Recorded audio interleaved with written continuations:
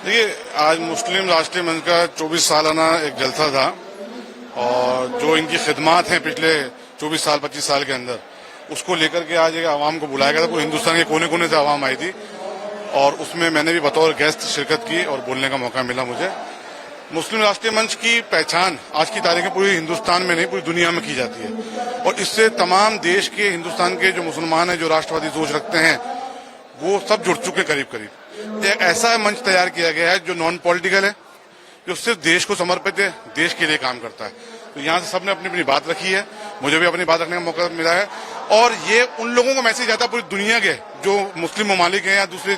पिछले कुछ दिनों में स्टेटमेंट देखना है खासतौर पर पाकिस्तान की तरफ से कि हिंदुस्तान के मुसलमान सिक्योर नहीं है, तो यहाँ से पैगाम दिया गया है उन लोगों के, हिंदुस्तान का मुसलमान जो है हिंदुस्तान के लिए जीता है, हिंदुस्तान के लिए मरता है और हिंदुस्तान के मुसलमानों के दिल में हिंदुस्तान ही बसता है और हिंदुस्तान में तमाम किस्म की आज़ादी, तमाम किस्म के फ्रीडम हमारे को है, चाहे वो मजहबी हो, माशरी हो, चाहे फ्रीडम ऑफ स्पीच की बात की जाए। तो आज सबने अपनी बात रखी है। इंद्रेश कुमार साहब की सदारत में आज प्रोग्राम हुआ था और हम लोगों ने तो अजमेर शरीफ से दुआ भी दी है कि अल्लाह ताला उनकी खिदमतों को कबूल फरमाए और देश इसी तरीके से जुड़ के आगे बढ़े। इसमें देखा आपने कई दरगाह के लोगों ने भी शिरकत की है, तमाम मकतब फिक्र के लोग स्टेज में मौजूद थे। देखिए, हिंसा कहीं भी होती है वो समाज के हित में नहीं होती है। जहां तक आई लव मोहम्मद की बात है तो वो हमारे ईमान का हिस्सा है। आपके मुसलमान होने की दलील, पहली शर्त यही है कि अल्लाह और अल्लाह के रसूल से मोहब्बत करना। लेकिन मैं तमाम देश के मुसलमानों से ये अपील करना चाहूंगा कि कोई आपके इन जज्बात का फायदा उठा के कोई अपनी राजनीति से रोटियां तो नहीं सेक रहा है, इसके जरूर सोचें और ऐसा कोई काम ना करें जिससे लॉ एंड ऑर्डर की सिचुएशन क्रिएट हो। मैं स्टेट गवर्नमेंट से भी अपील करूंगा, योगी सरकार से भी, कि वो वहां के जो जिम्मेदारान हैं, जो रिप्रेजेंटेटिव हैं मुस्लिम कम्युनिटी के, उनको बुलाए, बात सुने और इस मसले का हल निकालें। देखिए, ये हर मुसलमान के जज्बात से जुड़ा हुआ मसला है, चाहे वो इंडिविजुअल हैसियत से बच्चे से जुड़ा हुआ मसला है, क्योंकि अल्लाह और अल्लाह के रसूल की मोहब्बत के सिवा हमारी जिंदगी में कुछ भी नहीं है। हमारे माँ बाप से भी ज्यादा उनसे मोहब्बत है।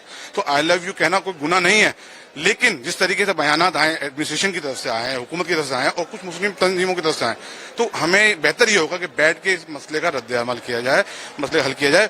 हुकूमत से मैं दरखास्त करूंगा वो पहल करे इसके अंदर।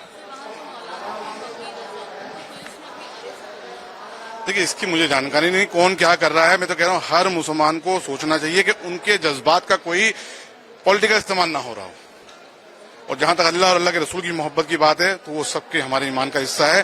देखिए, कुरान में वाज़ेह तौर पे वमा अरसलनाका इल्ला रहमतल लिल आलमीन, ए मोहम्मद मुस्तफा सल्लल्लाहु अलैहि वसल्लम, हमने आपको सारे आलमों के लिए रहमत बना के भेजा।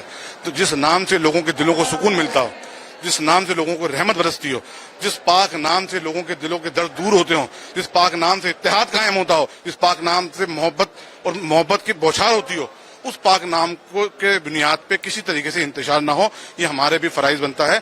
हम सब मिलकर रहें और कोई मसला हल हुआ है या निकला है तो उसकी में गवर्नमेंट को पहल करना चाहिए। इसमें ज्यादा बेहतर ये होगा कि स्टेट गवर्नमेंट में पहल करे और जिम्मेदारों को डेलीगेशन बुलाए, उनकी बात सुने, मसले का हल निकाले। अगर आप ये वीडियो YouTube पर देख रहे हैं तो हमारे चैनल को सब्सक्राइब कर बेल आइकन दबाएं और Facebook पर देख रहे हैं तो हमारे पेज को लाइक करें।